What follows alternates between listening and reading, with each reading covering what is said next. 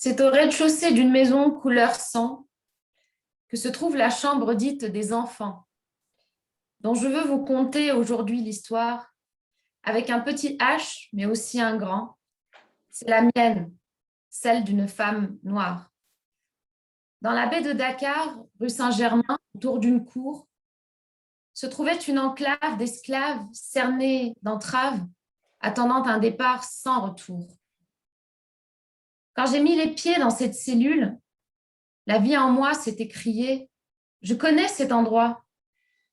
Puis, de retour dans le vestibule, mes larmes ont vraiment vrillé.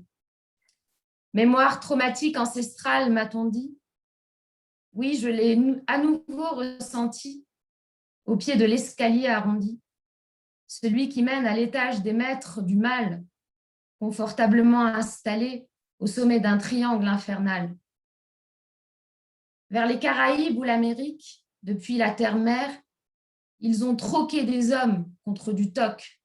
L'homme est un loup pour son frère. Mais sans traître, pas de traite, ne l'oublions pas. L'homme est une hyène pour elle-même à l'heure du repas. Dans cette cellule, j'ai vu sur le sol imprégné de petites mains d'enfants désespérément alignées, pleurant une mère qui a atteint le bout du tunnel et les 60 kilos, poids plancher pour le voyage cruel. Qu'il est lourd, le poids de cette histoire infâme, qu'il est dur d'être métissé d'un si sombre amalgame. Rappeler à tout Africain qu'une partie de lui-même a transité par ce sanctuaire, disait Joe Ndiaye. Cela me rappelle aussi la nature humaine et ses sales failles.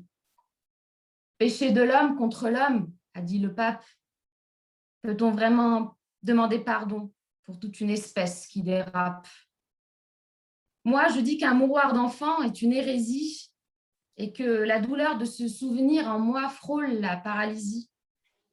Je dis aussi que si j'ai survécu à ce que mes aïeux ont vu et à ce dont ils sont morts, tout n'est peut-être pas perdu.